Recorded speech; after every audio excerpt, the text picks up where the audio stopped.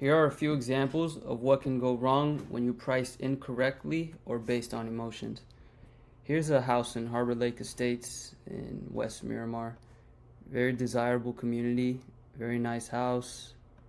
Looks like it's been taken care of, no rear neighbors. There are 1.1 million for 217 days. Clearly something's wrong. So just to show you what a larger house in the same community in better condition sold for, 1,040,000. They started at 1,175.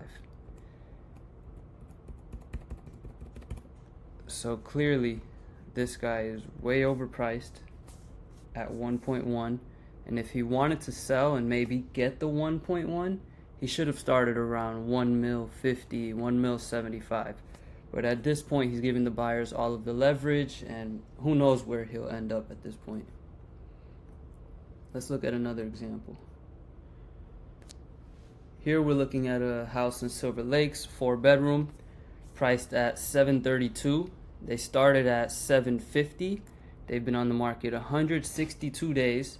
It's a nice size house, 2.5 baths, 2,074 square feet. It's a pretty solid house. It has a new roof from 2022, new appliances. It's not in bad condition, but buyers could get better for the money, and that's what this seller is failing to realize or consider. It's not a bad house, not a bad price, but at the moment, better homes are available for a better price. So why would a buyer pay more for this house just because it belongs to Mr. and Mrs. Susie? That's not how it works anymore. Let me show you an example. That house is listed at $732,000. It's about 2,000 square feet. This is $699,000, active under contract, and they got this under contract in 35 days. So they started about 50,000 lower than the last guy started, well, the other listing that I was showing you. Similar size house. It's a Silver Lakes house. They're pretty easy. This guy's on the water, so he has a more desirable lot, and it's pie shaped, so a lot more desirable. Condition is nothing crazy. Similar to the other one, outdated but clean, livable. 35 days on the market, listed at $699,000. That's a good job. Now let's look at this in Silver Lakes. Just to go back, we're still talking about this property here. Silver Lakes, $732,000. And now to show you another example of what that is really worth. This is in Silver Lakes, similar house, new roof, similar condition, similar situation. They started at $705,000 and sold for $650,000. So back to this guy. $750,000 he started at, now he's at $732,000, and still they haven't realized that they are at least $50,000 overpriced. Next example. Now we're looking at a home in Encantada, West Pembroke Pines. Highly desirable community as well.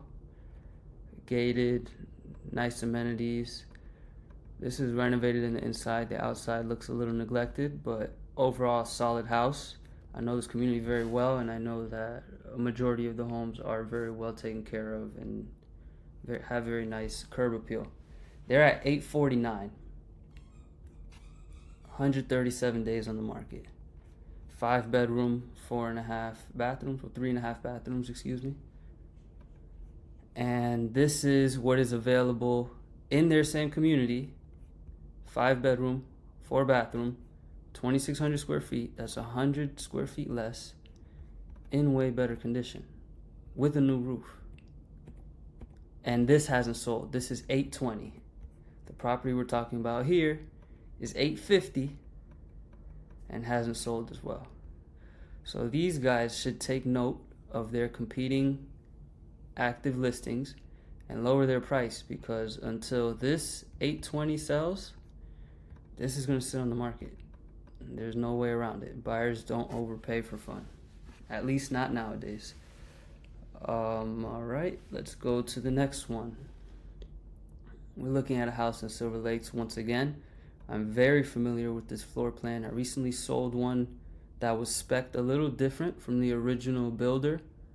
This one was spec'd as a 5-bedroom, 3.5 bathroom. The one that I sold was a 4-bedroom, 3-bathroom on the water. These people don't have a lake view, but they do have a huge lot, an irregular sized lot.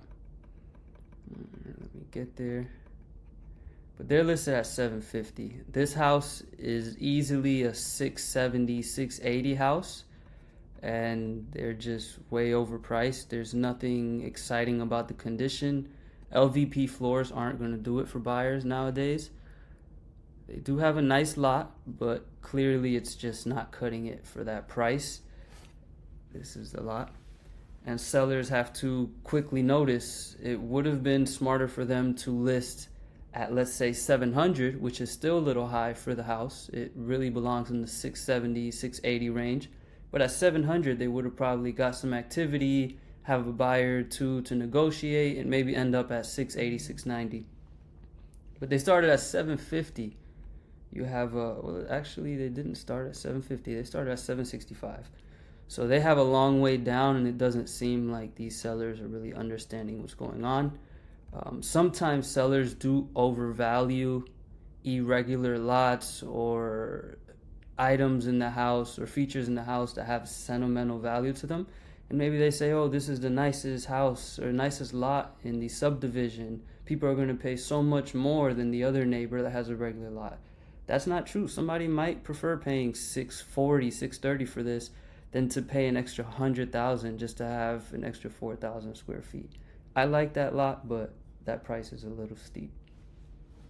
Next example. We are looking at 207 days on the market, $930,000. This is a really nice house, renovated inside and out. It does have the original roof, even though it's been painted.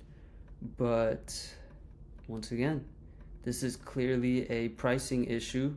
The condition isn't the issue.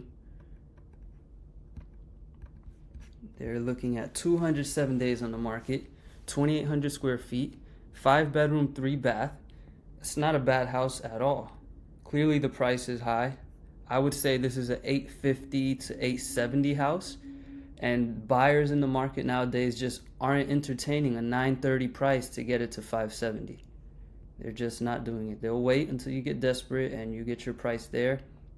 But they're not going around lowballing and begging for the price they want. Buyers are a lot more patient nowadays. Another example, here we're looking at a house in Chapel Trail, if I'm not mistaken. Yep, Chapel Trail Estates. 80 days on the market. That's not too bad. That's where it starts to get scary. After 80 days, you know there's a problem. This is a 4-bed, 2.5 bathroom, 2,600 square feet. That's a pretty nice house. It seems like the original roof. They replaced the plumbing, impact windows. Oh look, 2017 roof, impact windows, freshly painted. It's a nice house, nice photos. It's a nice listing. So those aren't the issue here. It's, once again, clearly pricing. The Encantada house that we saw earlier, the second or third option I showed you, was priced at, I think it was $840, and that is just about the same size, same scenario house, similar condition.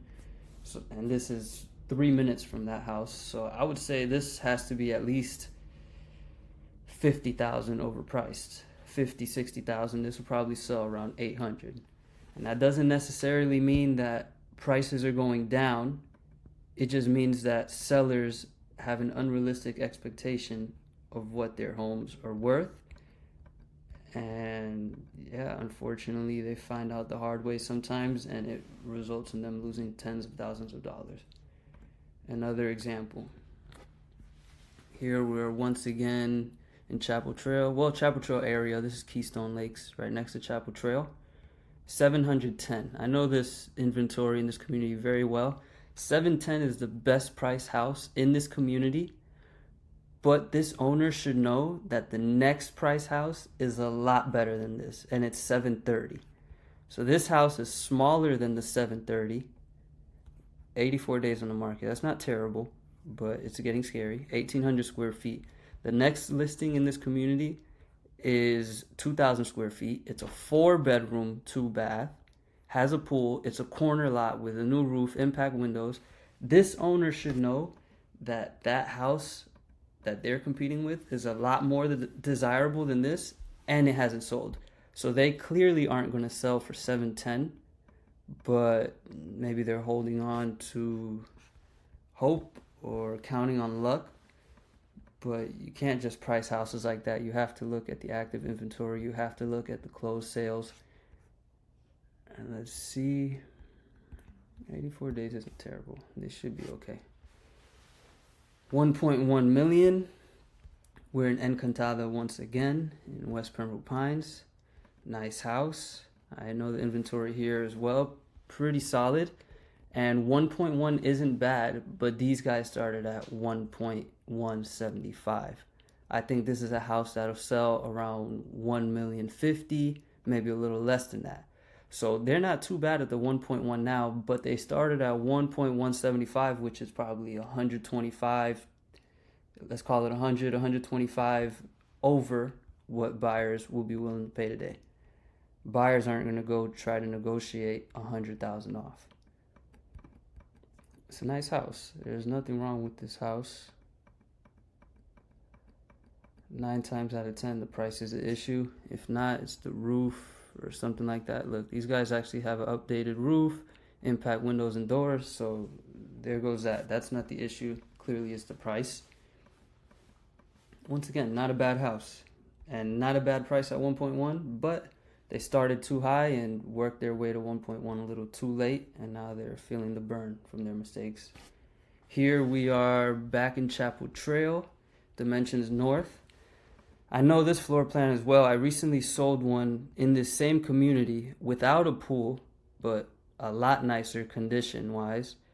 This isn't bad, but the one I sold is a lot just more stylish and done more classy. These people are on the market 243 days. They started at 749,000. That's the same exact floor plan that I just sold without a pool, sold for 640,000. So you add a pool to that house, call it 660. So these people are, let's say, 80,000 overpriced. I hope they're not wondering why they're sitting on the market 243 days, because it's pretty obvious here. Once again, buyers just aren't blindly offering and picking up the first thing that hits the market. They're waiting. They're waiting to see if it sits. If it sits, they're waiting to see what the seller does. So don't get caught in the illusion of overpricing and thinking that you can price high and a buyer will come and just give you a lower price, and that's why you want to price high, to give room for low balls. That's not the way to approach this. That's the way to sit on the market and waste a lot of time. And eventually you're just trying to catch a falling knife, which isn't what you want to do.